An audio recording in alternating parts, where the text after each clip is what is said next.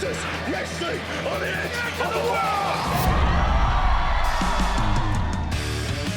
Hello and welcome to SPW Bleeding Edge, the podcast about wrestling on the edge of the world. I am Tyler King, joined by David Dunn. David, episode 2. We did it. How have you been for the past 2 weeks? I've been great for the past 2 weeks, Tyler. I've just been listening back to episode 1 on repeat, really enjoying Just it. over and over again. Yeah, me too. Well, it's good to know that we're fans of the product if no one else is. But I've been good. I've been keeping busy. I've been checking out SPW Fight Nights. That's it, the last SPW of the event of the year. Done and dusted. We've done it. So long, 2020. Put a bow on this year, sign it off, and let's pick things up again in 2021. This is very early sign off for this podcast, but sure. Yeah. All right. Thanks for coming, everybody. Fight Nights, depending on when you're listening to this, it's either available now on demand or it's available very soon. I'm doing my best, okay? So let's talk about SPW Fight Nights, Kiwi Fight Nights. First ever time at the Kiwi Rugby Club. A new era. Yeah, a new era, very different vibe to the barracks, but I think it's got its own character, and it was quite cool to be there for the first time. The action was kicked off with Willpower versus a newcomer to SPW, Amos Valentine. That's right. No stranger to you and I, Tyler. Here, our former broadcast colleague, Jake Danson. Turns out we've had his name wrong this entire time. It's Amos Valentine, and he's actually, surprisingly, a very competent professional wrestler. And a very arrogant man. He just got in Willpower's face and just insulted him, insulted the fans, and Willpower was not a fan of Amos Valentine. Of course, that was not all to come out of Fight Nights. The SPW Tag Team Division on the rebuild, and 2 new teams to SPW went toe-to-toe. Mana Lanch making their SPW debut up against the first-time pairing of Jack Brightside and Logan Kilrain, the Underground. And the finish of this match, you've got to see to believe. I'm amazed the ring didn't collapse with the weight that was slammed down onto it. Just an incredible finish, an incredible tag team match, and exciting things for the future of the SPW Tag Team Division coming out of that one. Something less exciting for the rest of the SPW roster, though, the new union between Professor Palmer and Jackson Cross. We saw these 2 join forces at Halloween Haunting, and Tyler, they were in action for the first time together in a handicap match at Kiwi Fight Nights. Yes, our general manager, Professor Palmer, he seems to be targeting all of his former students. We saw what he did to Cool Guy Sky along with Jackson Cross at Halloween Haunting. At Fight Nights, it was Palmer and Cross taking on a former detention member, Ryder. And Ryder, man, he impressed me. He impressed me a lot in this one, really holding his own, really getting the crowd behind him. A tough ask, though, against Palmer and Cross in a 2-on-1 situation. Of course, Ryder unable to team with Cutter because of what happened back at Halloween. That team had to split, and there was a little situation that happened after the match between Ryder and Cutter. I'm sure there's more to come for these 2 men. We'll be feeling the fallout, the ramifications from that for some months to come. But Cutter was in action as well, Tyler. He was involved in a volatile triple threat, taking on one half of the SPW Tag Team Champions in Carnage, and, of course, Cool Guy Sky. Yeah, an all-action triple threat, and always interesting to see Carnage in action in the solo ranks without other Control members and Jake Sheehan at ringside. And, of course, we were graced by Professor Palmer's presence once again, and Palmer and Sky got into a brawl, and they just went at it, man. They brawled through the crowd and all the way to the back. I was told on the night that someone has footage of the brawl that they had backstage, so we'll try and get that up on social media. Again, if it's not already up by the time you're listening to this, we'll try and get it up soon.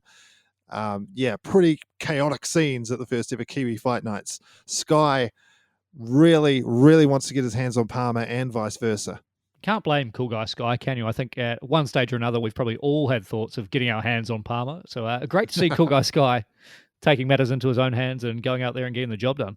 Yeah, that's another situation we will be watching closely in 2021. And then for the main event for the first ever Kiwi Fight Nights, it was T-Rex versus Niwa, 2 SPW Day 1 stars meeting in the ring for the first time ever, a fitting main event for the first Kiwi Fight Nights.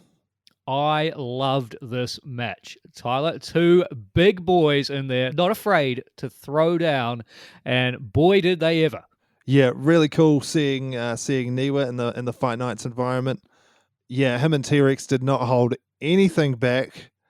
A bit of a surprising finish to that one. I won't give it away if you've not seen it yet on demand.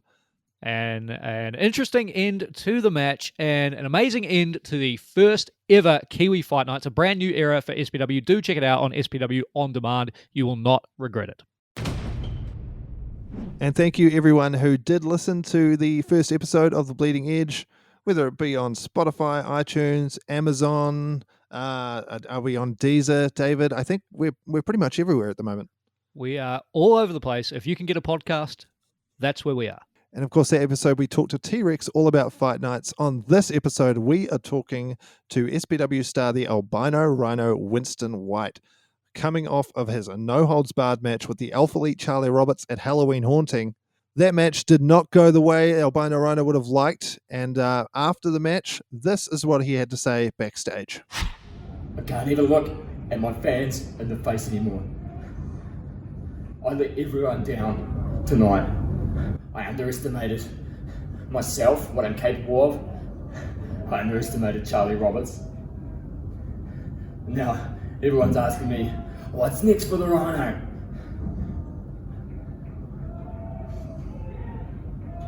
Honestly, So a couple of days ago, we got to have a chat with him. He was in much better spirits than he was in that clip you just heard.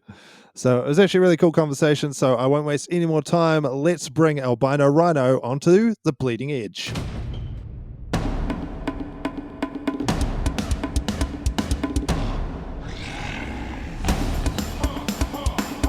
Albino Rhino is here. Literally, he's actually here in the room with me. David's still over the internet, so we've got 2/3 of a genuine in-person interview here happening. Sorry, David.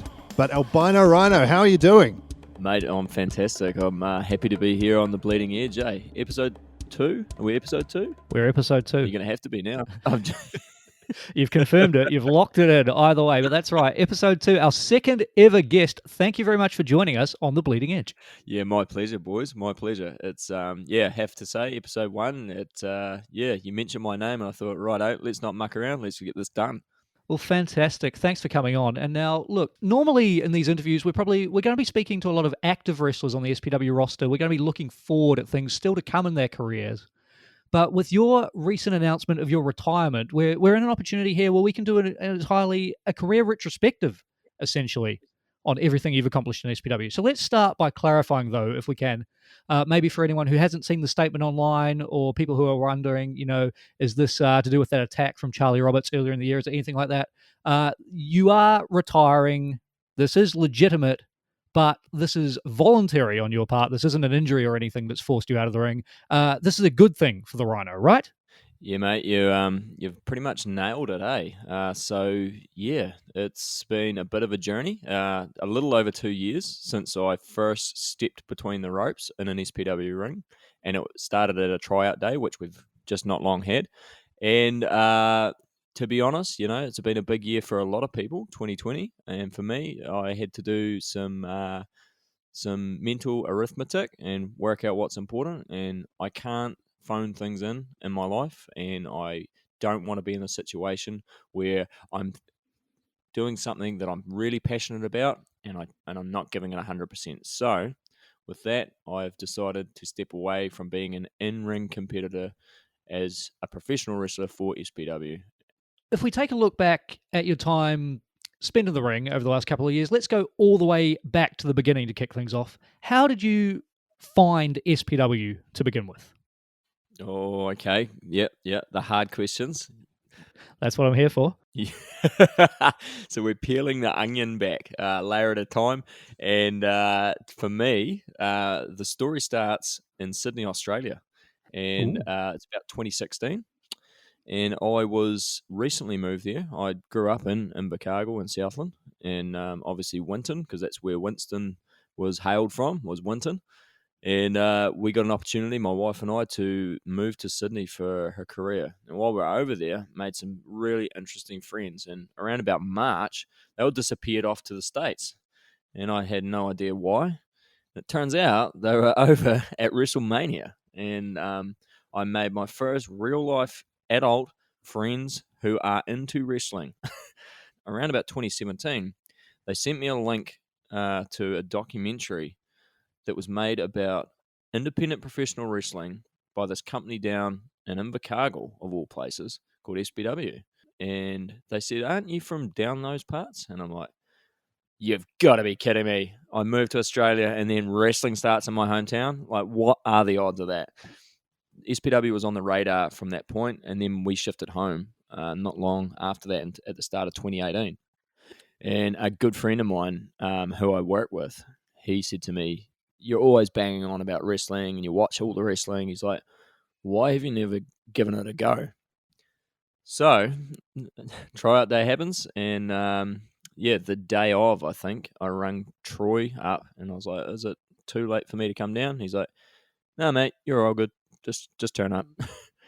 And that was it. Took my first back bump, and it was instantly like, "Oh my God, I've been waiting for this my entire life."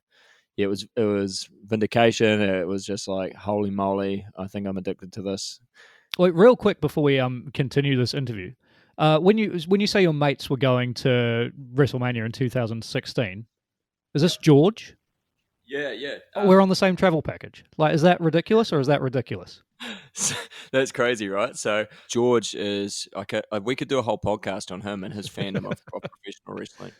I don't know how he packs his luggage for those trips, man. He just like unzips his bag and just takes out like 9 replica belts. Bro, I'll tell you how he packs his bag. He packs it when check-in is about 35 minutes to close, and he lives about 30 minutes away from the airport. So he packs it then, and he has no idea what he's doing, Yep. and he panics.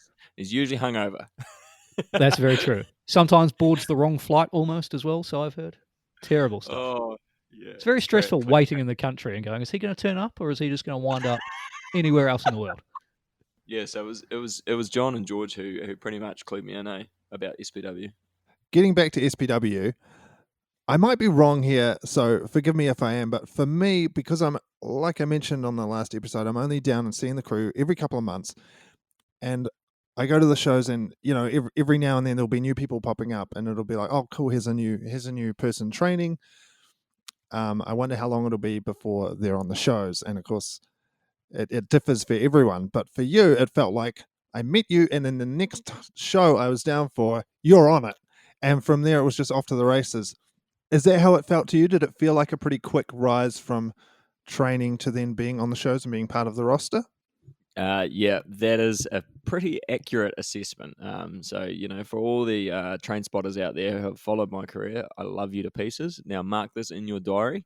I went into the June tryout day, I think it was. So I started turning up to training, and then we had a Fight Nights, I think, at the end of October or start of November, was it? Yeah, November 24 I've got down here for your debut at Fight Nights. Yeah, so he's pretty onto it. So, so I found out pretty much I got asked if I would be interested in having a match by Troy at Fight Nights. I think 3 weeks before the show date. So I was like, yeah, go on then. And then I had to try and get ring gear. I had to try and get my character name and my character identity sorted, because at this point I was just doing fundamentals and training as much as I could.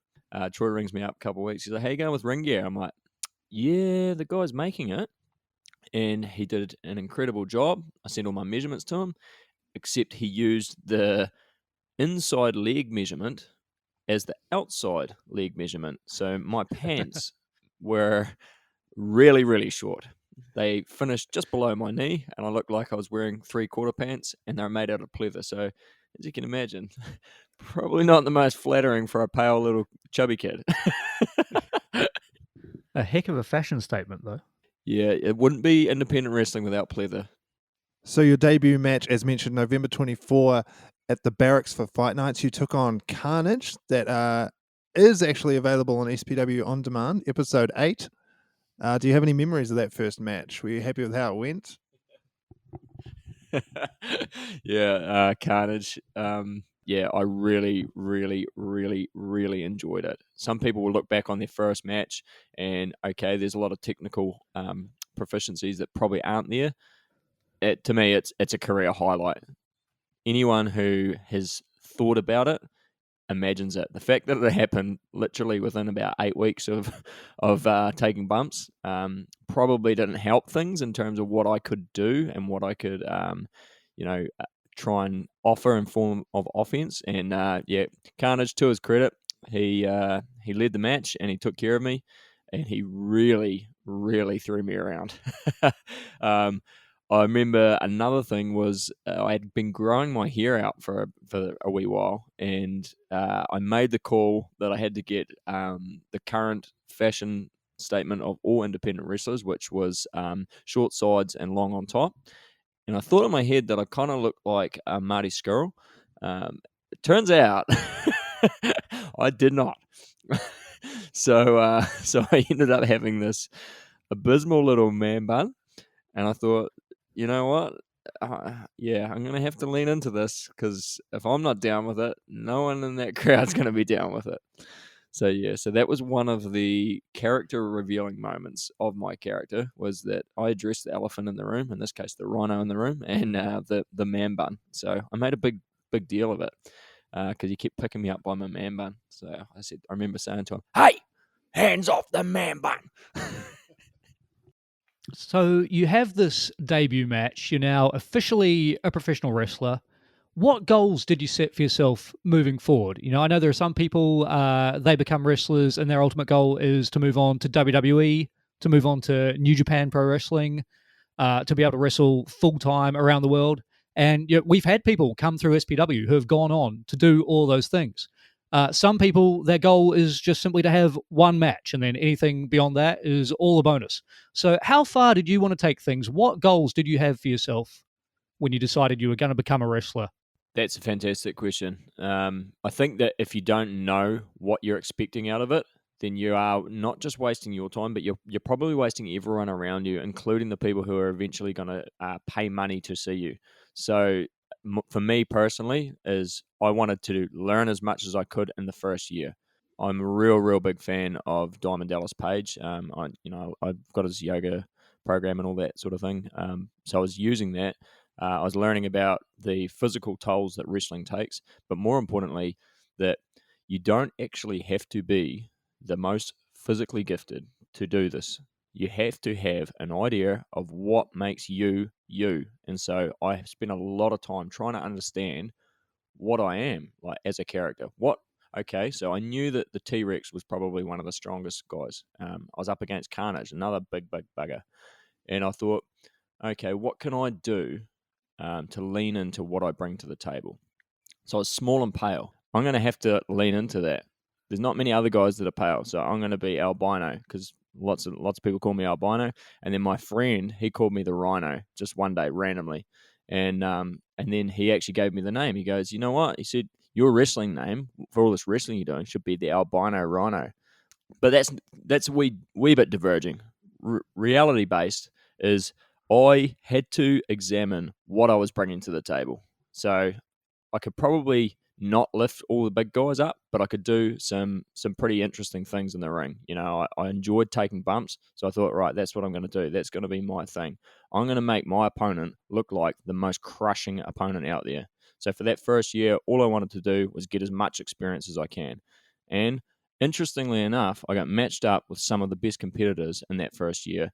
You know, I eventually got a match with the T-Rex. He's powerful, and he threw me around the ring, but I learned a lot. I learned how to protect myself. I learned where to look for weaknesses in all the big people. But to be fair, I was just in there absorbing everything, just trying to soak it up. And when you're willing to put yourself out there, then the company that's booking the matches and putting the show together, they're going to give people who are willing to put themselves out there. And that was my whole mentality. I got to know myself, and then I tried to learn as much as possible. And I think the SPW audience were definitely receptive to you. They've definitely got on board with the Albino Rhino character very quickly. When thinking about some career highlights of the Albino Rhino, what immediately springs to mind is the ILT Stadium in 2019, the Southern Rumble match, you throwing out Professor Palmer, and the entire crowd in the ILT Stadium exploded. I'll play you a clip. Just listen to this reaction. So as soon as the bell rings, Albino Rhino throws Palmer over the top rope. Just listen to this. And then you can ring that bell to start this rumble.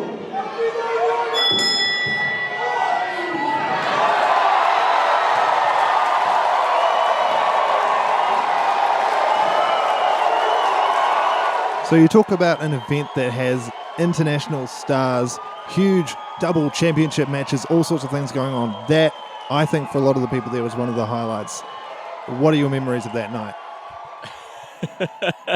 I got like a little bit of a goosebumps here just watching that, eh? I've never seen that camera angle before. It was quite cool. Yeah, you've got to be respectful of who you're in the ring with. So my role is to accentuate the character of the other person. So that's the way I always saw my role. And nobody liked Professor Palmer. I think that's almost pretty much standard now. This may become an evergreen podcast, but if you're listening to this in the year 2030, you may still agree with me that people do not like Professor Palmer.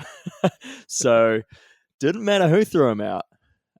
It was going to be a big reaction. The thing was, at the time, I had been absolutely bullied and I'd been manipulated, and I had to clean up after him. Like, not just for the character side of things, but I've been subservient to him. So to get an opportunity to throw him out in front of everyone on the stadium show that he keeps telling everyone that he booked, there was no greater highlight. Now, Professor Palmer decides to enter himself at number one. So he has the foresight to control the entrance of the match. And instead of trying to get his students' attention to win by entering last, he books them to come out next. I love it. He thinks he has the best plan, but when you actually analyze it, it's like, I feel like there was a better option you could have gone with. But yeah. Yeah, so spoiler alert for anyone who's going to go SPW on demand and watch that. I highly recommend that. The 2019 Southern Rumble from the ILT Stadium. It was amazing. So the best thing that we had Chanel Starr come out, and she had this amazing like red dragon like wingsuit thing. I don't even know what you call it. And so she shielded the entrances. So like new people, casual fans have never ever seen wrestling before, and they're at the stadium show, sold out. And and this chick walks out, and she's got this like bright red thing, and then she drops the bright red thing and bends down, and two school kids are standing there, and an old man with a man bun. Talk about drama. So yeah, fair to say it ranks up there in terms of career highlights, eh? And going back to your flagship event debut, was actually in Queenstown, in front of that rabid crowd at the Queenstown Memorial Centre. What are your memories of that night? Oh, yeah, I'm with you on that. For any fans who are new to our product, I highly recommend you get yourself to Queenstown for one of our shows. Even if you're an established fan, there is no excuse for not getting to a Queenstown show. The atmosphere there is uncomparable, and the crowd just went mental. I had, I think, 3 people who knew who I was in the audience. Oh, actually, no, I did. I had some family who were ringside, but the rest of them had never seen me before. And I ended up poking my tongue out for some stupid reason, and that's lived on in that video package. So yeah, it stands out in my mind as a special event, and it should be the goal of anyone who hasn't yet achieved that. If you're in the training school, and regardless of where you're training, getting a flagship show behind you is one of those things that should be your go away. See, I'm just motivating people. I'm not there now, and I'm just prodding that stick. Just on that mention of friends and family, even as most recently as Halloween Haunting, the crowd reception for the Albino Rhino is so massive afterwards. I'm like, did he have like all his friends and family and all his workmates here? Like, and people are like, no, 1 or 2. Like, are you kidding? Because like the whole place just goes crazy for you. Do you feel that love when you're out there? When I hear the music, the drum beat. I do this ridiculous white boy dance behind the curtain, and I wait for the rhinoceros or whatever the animal roar is, and I walk through, and then it's that moment of, do people know or care? And then if you hear a clap or a yeah or a let's go, that's cool. But if you hear rhino, rhino, you're dead if you don't react to it. Adrenaline just absolutely shoots through your vein. Anything you were thinking about prior to that is out of your mind. So, wrestlers out there who are listening, that's not always a good thing to have a vacant mind. So yeah, so it is amazing. I'm humbled by that every time it happens. But I take it as a badge of honor, mate. Honestly do. I think that if you're genuine and if people are believing you in that much that they want to see you get in that ring and throw hands with whoever you're up against, then you owe it to them to do your best by them. And for me, that was always my thing. I put work into my image, and that sounds a little bit egotistical too. But if I'm going to be the albino rhino, I need to be smaller than the average bear, so to speak. So I was lean. I leaned up. I started thinking about what I was eating, what I was drinking. Did a whole heap of lifestyle changes. I got different ring gear, mixed it up a little bit, keep the old fans guessing. But I would always share stuff on social media, and I'd be surprised how many people would message me straight back, and they'd say, "Oh, when is this?" You know, and if you're not pushing your value as a wrestler, then you're going to find it really hard for anyone else to place value in you. And I think that's the thing is I use social media as spam. I just love wrestling, so I just like push so much stuff out there. Now, whether or not that translated into ticket sales, who knows? It certainly wasn't because I got my hand raised that often. I think Hayden Brown and Keithy, the refs, will tell you that they didn't get to raise my hand that often, but it didn't stop the fans believing in me. If you're honest and you're actually transparent and you believe in it, people believe in you. It's that simple. Another big career-defining match for you was the time you got to take on Shane Sinclair at SPW Fight Nights. How did that match come about to begin with, and what did that mean to you to be stepping in there with the man who, at the time, was the SPW New Zealand champion?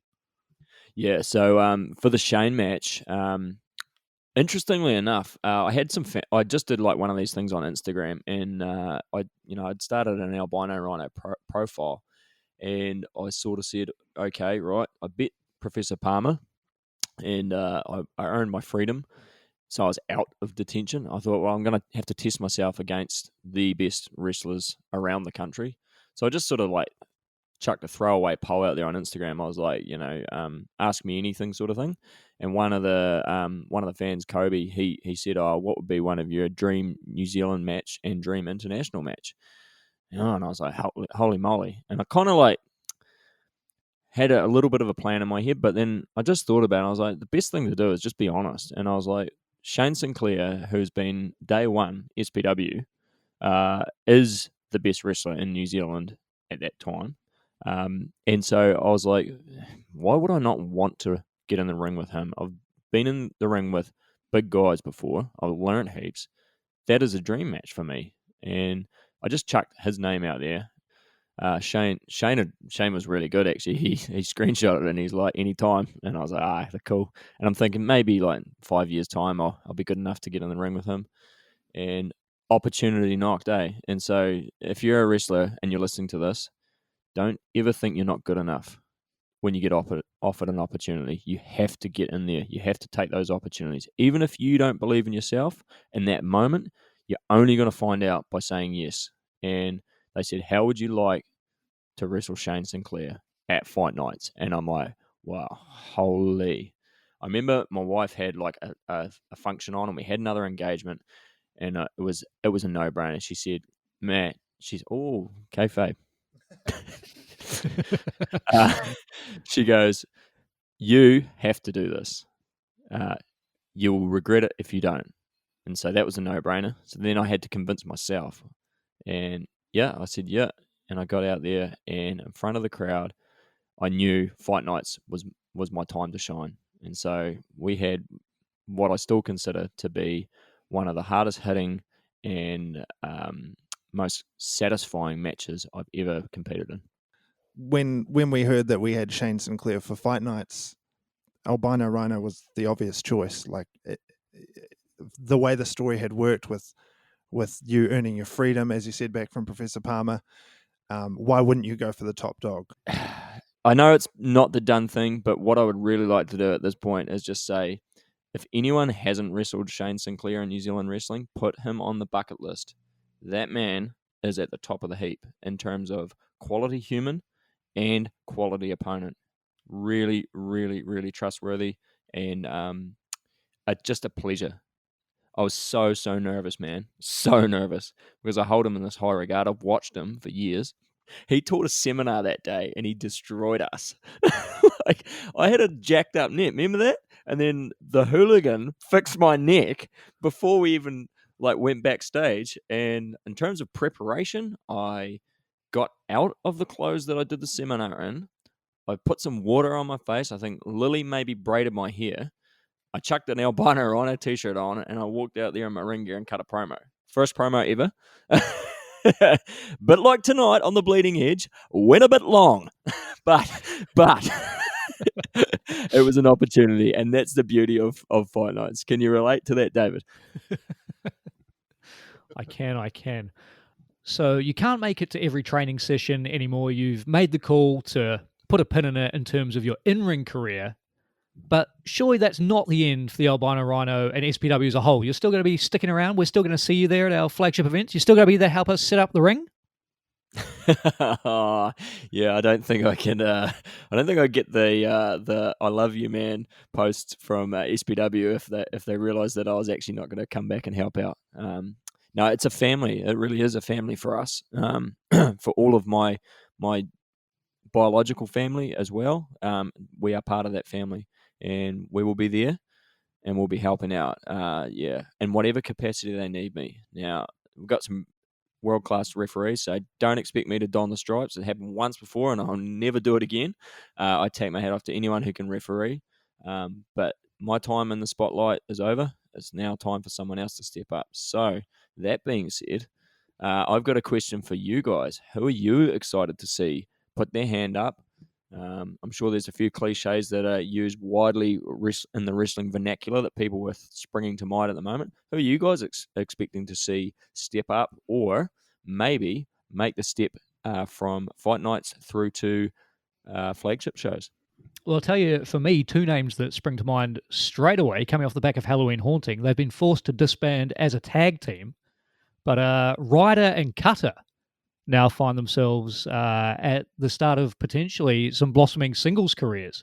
So I'm very interested to see where the two of them wind up in 2021.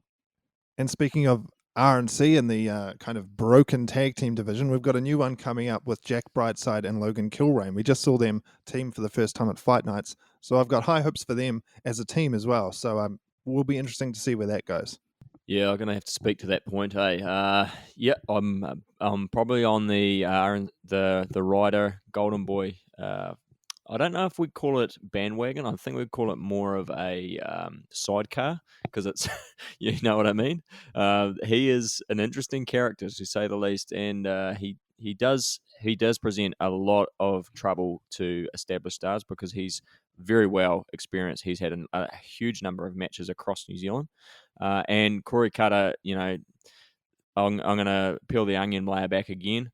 Really, really impressed with him. I've wrestled him twice in my career, and both times he came out with the big W.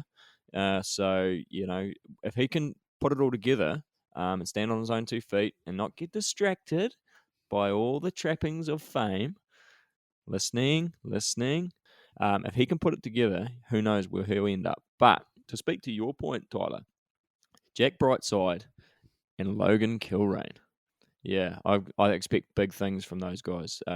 So the grizzled young veteran known as Jack Brightside is he's actually reinvented himself, and to me, he made a believer out of me at the Rumble. He held it with the big fellas. Tag team wrestling has opportunity everywhere at the moment. And this was a talking point for us on the last episode. There seems to be a bit of an opening in the SPW New Zealand Championship picture as well. We were having a bit of a debate about Jake Sheehan or Rangi. If it were up to the Albino Rhino, who would you put in the big match against the big man.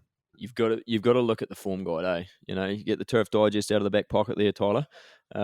So we're talking wins, because wins matter. And you identified Rangi.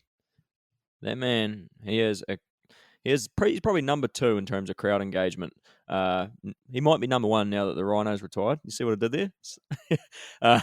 So the fans love him. He is getting the wins that matter, and not just over throwaway opponents. Okay, he's actually proven himself. So if you're looking at it from wins and losses, it's hard to argue. I still think that there's only one man who's set Jamie on his back for more than 3 seconds, and that is Jake Sheehan. He's a little bit like a magpie. He likes shiny things. He starts collecting them, and he's got a whole host of cohorts. So I feel for the big man at this stage. But you said if I had the magic pencil, what if I throw a curveball at you and I just hedge my bets and I say triple threat match? Hey, look, that's what I'd do. I like your thinking there. Well, I'm certainly glad to hear that you'll be hanging around, Rhino. It's always nice having you on the shows. I always enjoy the light atmosphere that you bring. Always trying to either break me or embarrass me in front of my work colleagues, but you're yet to quite get there. So yeah, I do appreciate that. I do appreciate having you around, and shout out to Libby too. Can I just say that if this is not peeling back the onion layer again too much, your wife Libby has helped out a lot for SPW and for the camera crew and the production crew. So shout out to her. We always love having her around, and I wish you guys all the best. Oh, thank you very much. They're kind words, and I know Libby feels like she is part of the family, and that will mean the world to her. She's much like myself. We're very similar in the fact that we don't like doing things by halves.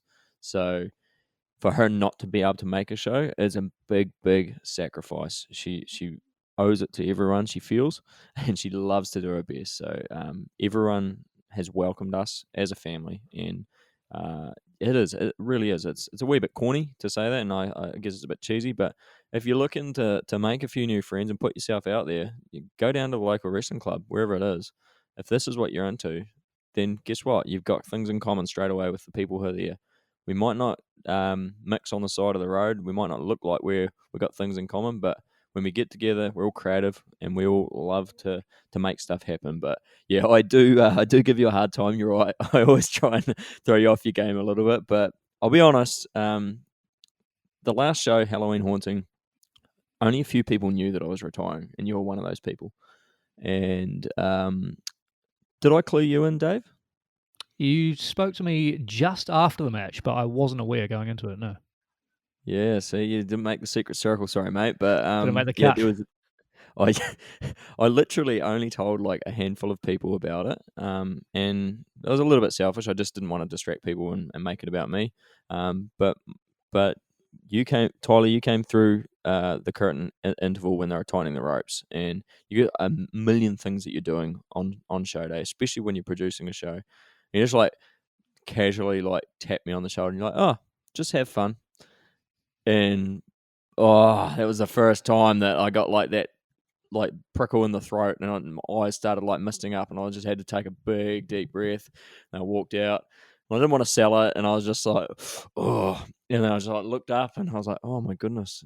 And it was the best thing to say to me, because it made me realize that yes, this is the last time I'm going to do this, so I am going to have fun.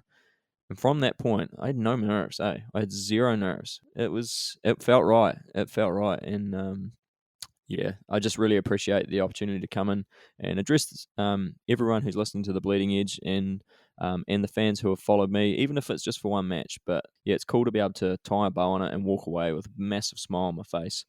And don't you worry, I'll still be around. And you got to teach me how to do all the magic behind the scenes now. But I'll be needling your way and trying to break character like everyone tried to break the Undertaker back in the day. No, thanks very much, mate. It's been a true pleasure having you here on the Bleeding Edge. I assume you're still going to be active on social media. If there's anyone out there not following you, how can they do that? Yeah, so if you want to follow a very pale, washed up wrestler, then get it Albino _Rhino SPW on Instagram. That's probably my best bet. You can find me on Facebook. I'm Albino Rhino on Facebook. But yeah, I'm getting around, and I'm still a loyal subscriber since day one of the app, SPW On Demand. So now I've clicked download on Apple Podcasts. Yeah, true fan. Listen on Spotify as well. So every bit counts. So if you're out there, click 5 stars.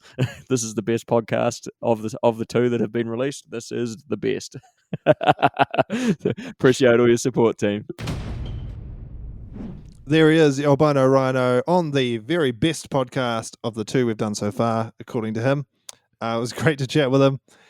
And yeah, plenty of historic moments and fun moments we've had with him over the years that you can see on SPW On Demand.